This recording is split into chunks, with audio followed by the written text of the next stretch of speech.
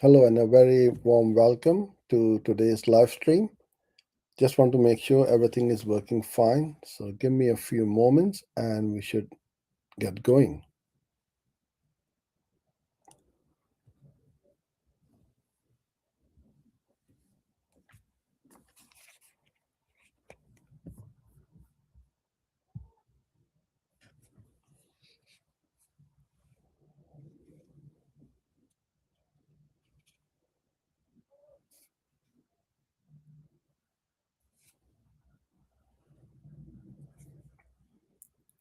Give me a few moments and we should. LinkedIn is working fine. We seems to be having some problems with YouTube, I guess.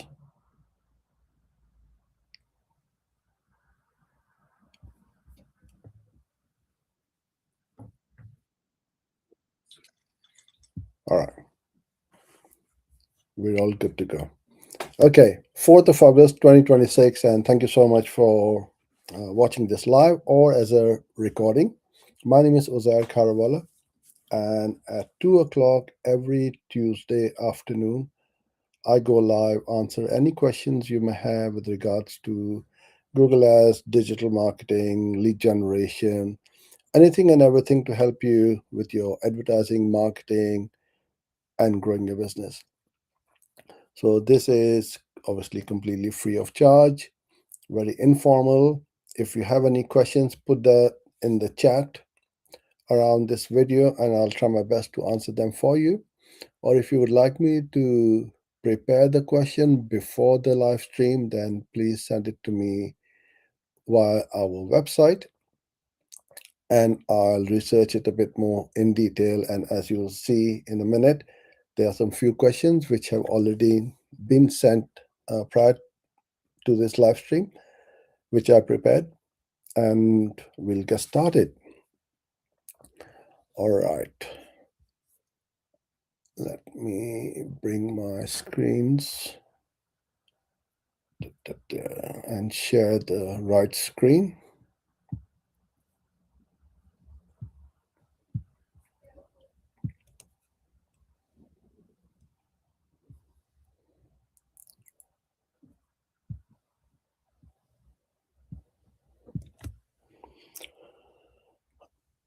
Okay.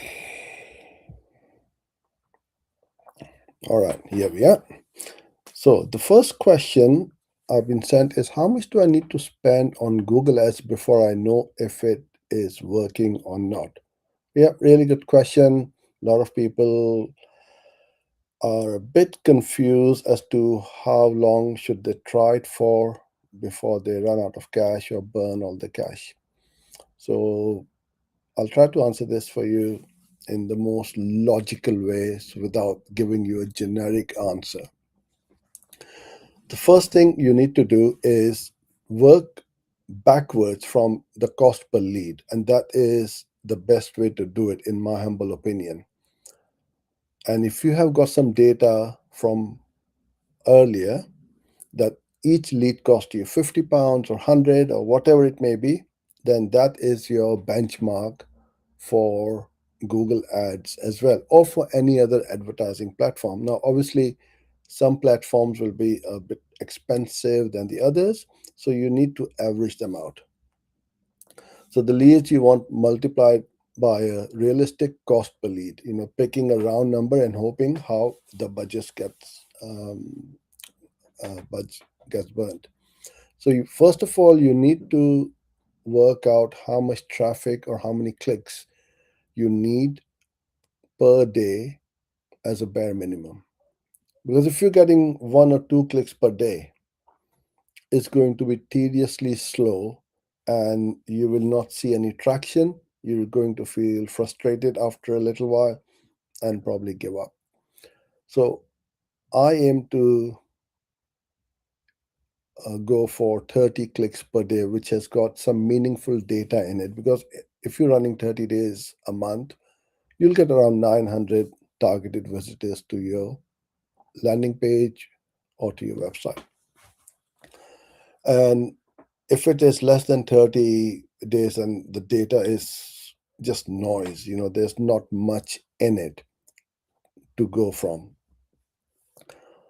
How long do you do this for and how much you need to spend? It totally depends on your cost per click.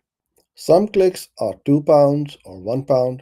Some clicks are 80, £90. So, dependent on your niche, that's what you need to budget and allocate for Google Ads. Then you need to let it run for a good few weeks. Don't just try to get some results within a couple of weeks. You may get some early wins or quick wins, which is great, but then you need to let it average out and see where the benchmark and the KPIs are hovering. So the first few weeks is all about learning, getting the data in, and then you start to get conversions and see how your cost per lead and your conversion rates are bouncing up and down, and then it's going to average out and settle down. But you don't want to be judging it at week 2 or 3 because that won't tell you anything. Then you narrow the scope of instead of trimming the budget. So a small budget spread across everything fails everywhere. So if you got multiple services, so for example, in our case, we may have digital marketing, email marketing, web design, video marketing, Google Ads. These are different services we offer. If I've got a small budget or a limited budget, I don't want to be advertising everything in one place at one time. What I would do is I would focus on just one core service or product. And the one which I will pick is the one which is the most profitable for me. Test it, optimize it, and then scale it. And once you're profitable, then reinvest more into other services. So that's how I would go about picking and choosing which ones to go for. And then judge for the cost per conversion or cost per sale and not just by cost per click. Cheap clicks are cheap for a reason because they don't convert very well, and expensive clicks are expensive for a reason is because they convert quite well. So what would you rather have? Cheap click with low conversions or expensive clicks with higher conversions? So this is what you need to think about. Don't go with the click cost. I get a lot of calls from clients. Oh, my click cost is too expensive. Well, what would you rather have? And that is the question you need to ask yourself. So I hope I answered your question.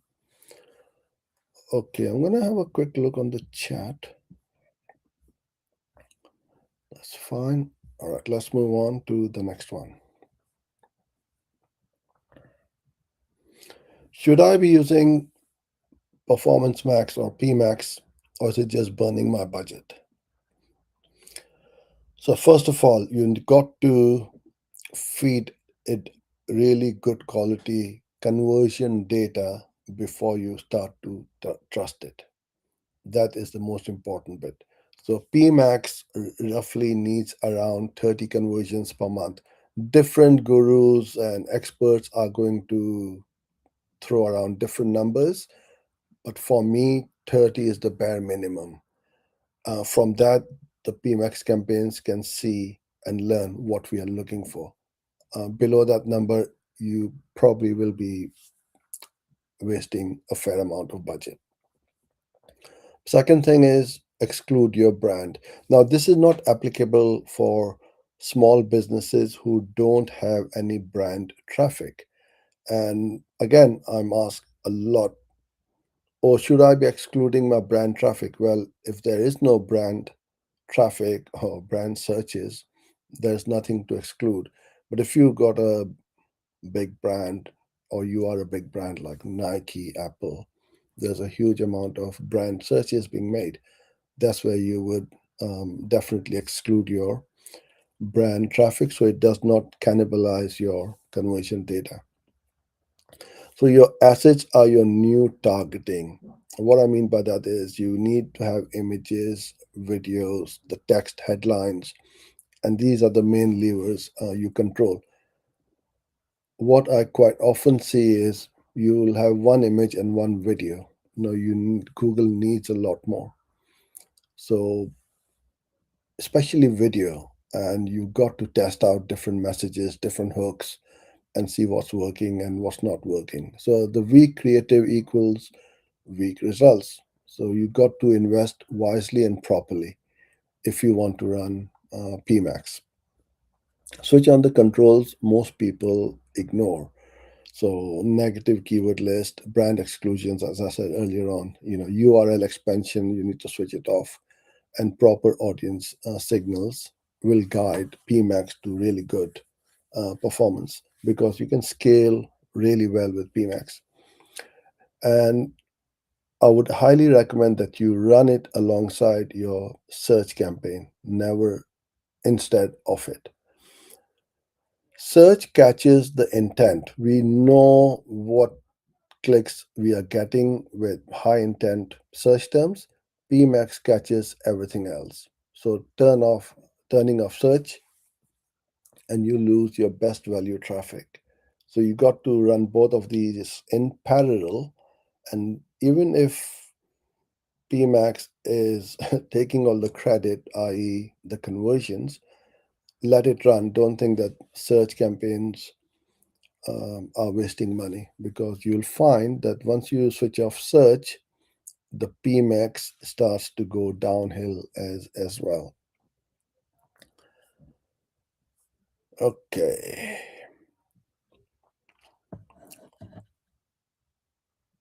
Next question is why is my competitor above me on Google Maps when I have better reviews? I'm sure everybody wants to be at the top of the Google Maps. And this is again one of the most common asked questions. I'm doing this, I'm doing that, I'm blogging, I'm uploading videos on social media, I'm replying to comments, I'm everywhere, but still my competitors are above us. So there is a scientific answer to this. And the first one, which is the most important bit, is the proximity beats almost pretty much everything. How close is the searcher to your business or to your competitor's business? So when somebody's searching on the mobile and where they are standing or where they are based is the strongest single factor. You will not outrank a closer business everywhere. So if your business is further than your competitor and your competitor business is closer to that person searching for that product or service, your competitor will always come up first or above you, no matter what you do. So that you got to accept that this is how the system works. Your primary category does the heavy lifting. So make sure that the primary category is set up properly. And if you pick up the wrong one, you're invisible for the searches that actually really matter. Got to complete your profile fully. Don't be lazy. I see lots of profile not fully completed. That will also hamper your rankings.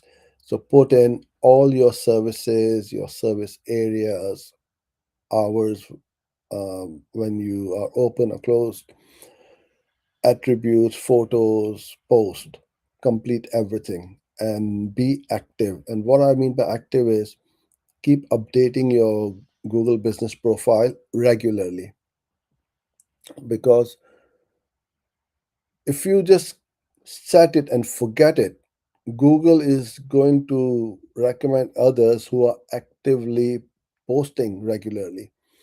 And the best advice I can give you is post photos pretty much every day or at least once or twice a week. That tells Google that you are active. And it's very easy. You can put a picture of your team members, your product, or anything you've created, an artwork, just put it on there. The next thing is review flow and replies. beat the star average. A steady trickle of recent reviews with owner replies outranks 200 reviews from long time ago. So when somebody puts up a reply, and if it's a good 5-star review, always thank them.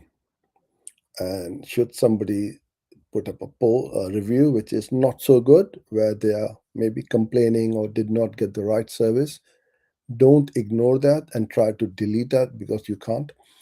Reply professionally, because that is also very important when others read your reply and see how you try to make things better for them if you have slipped up. And everybody makes mistakes. You go to a restaurant or to a hotel, no matter how good they are, they may not get it right the first time around. So always try to um, offer them a solution in a professional way.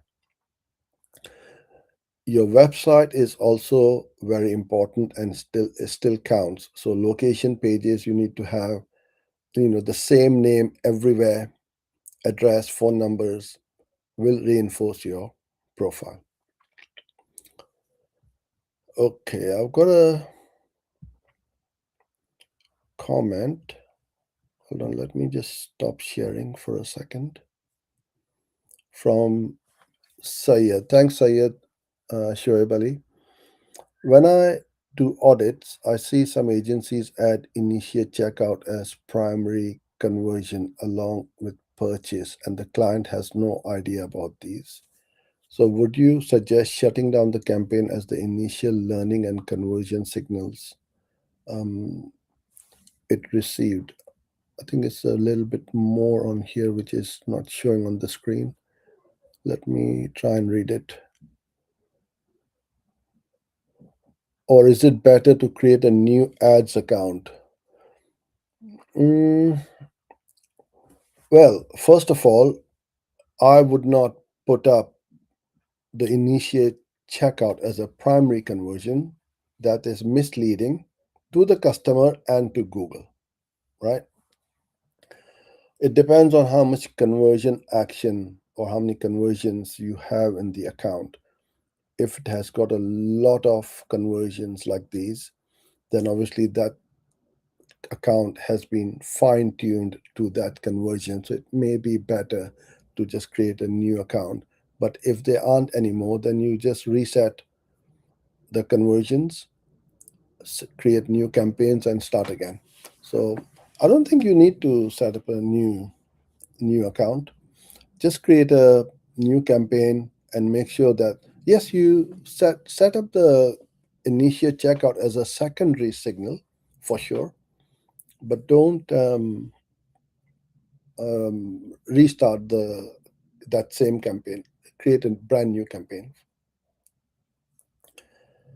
Hope that helps. And hello to 43210 as well. Thanks for being here. So anyone who's just joining in, we've just started answering a few questions, and I will be going through these sessions every Tuesday at 2 p.m. UK time. So if you have any questions, either send it to me beforehand or ask me during the session, and I'll try my best to answer them for you. Okay. All right. I'm gonna hide this. We've done the Google Maps. All right. Next question is, my leads go quiet after inquiring. How do I follow up without being annoying? Happens to every one of us, that they are excited when you spoke to them. You say, okay, I'm going to send you a proposal, and then there's nothing, and pin drop silence from the other end. So don't get disheartened. First of all, you got to follow up, and the money is in the follow up. I see many business owners, they send a they they send a proposal, and they expect the client to come back to them. they won't. They get busy, they forget, they have asked another 10 companies for a proposal. So, what you need to do is to have a system in place where you regularly follow up and ask them, are you still interested, or how else can I help you? Giving up, you will lose instantly. So don't make that mistake. You can create automations. I'm not a very big fan of them because they're all the same. But if you send a personal follow up, that makes a big difference because you taken some time to write that email or text message or a phone call. And that is something which people appreciate. So the first thing we need to do is the speed, lead to speed, we call it. Reply within 5 minutes, not 5 hours. I know it's not physically possible sometimes if the lead came through a form in the middle of the night, which is fair enough. But during the daytime, try to reply back to them, because what you want to do is they have submitted the form on your website, and if you call them straight away, they're still on your website. So the idea is, don't let them go somewhere else to your competitors. Whilst they're still reading or surfing around your website, catch them and start that conversation. And this is how you are going to start building the trust factor and understand their problems and the pain points, because the best way to understand that is through a conversation, not through emails. Emails are fine, but unless and until you speak to them, either through phone or through Google Meet or Zoom, you will not be able to find out precisely what their problem is. And your odds of a conversation, fall off a cliff if you don't follow up promptly. So number two is, call first, then text, and then email. That is the sequence for the follow up. Most inquiries are won over the phone. The text is what they get. If they don't reply the phone call, you send them a text. Hey, I tried to reach you. When you get a minute or so, please call me back. So use a fixed 5 touch sequence over 14 days. So that's approximately one every 3 days. So maybe twice a week. And you're not going to be pestering them. So don't do it every few hours. That's annoying. um, Give something each time. So it could be a price guide, similar job, an answer to the obvious objections. You can put that in an email. And I get this all the time. Just checking in is so copy and paste. Everybody is using that same, just checking in, just checking in. I personally don't like it, but each to their own. And then you need to close the loop as well. The last thing, shall I close the file if you don't hear for them after on the fifth message? Then you can just ask them politely, shall I close your file? And quite often you will get a reply back, no, I was away on holiday or busy with other stuff. So you might get a conversation going. So the way to do this is through reminders, and we use a CRM called Pipedrive. The link is over here on the screen. We've got a special offer for that with them as well. So if you go there, you can try it for free. It is an amazing piece of CRM which will save you a ton of money, make you a ton of money as well, and increase your conversion rates, because everything is in one place. You know your conversion rates on your fingertips. You know how many proposals you've sent out, how many booked calls, how many did not show up for the booked call, how many proposals were won, how many were lost. All the numbers are on your fingertips, and this is how you optimize it. So when I ask any client who potentially come to us. And I ask them, do you know your conversion rate, or how do you track your leads? Oh, well, I track them through WhatsApp. I know for a fact that they've got a leakage in the sales funnel.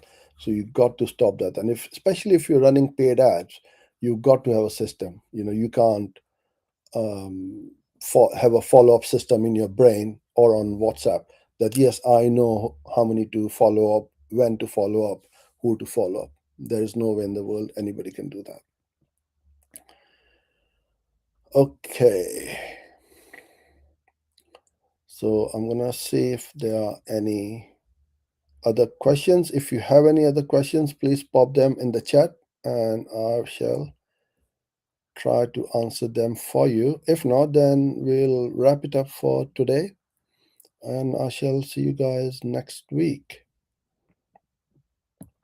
There is always a 20 to 30-second delay on the chat, so I'll just wait for a few more seconds. But in the meantime, if you do need any more help, there is this URL on the bottom of the screen as well, which is ticking along. I've got a school community there where there's a lot of free content and like-minded entrepreneurs like you. So feel free to join there and see what we've got over here as well. Okay, so let's wrap it up for today. And thank you so much for those who were here. And I shall see you back same time, same place next week. Till then, take care.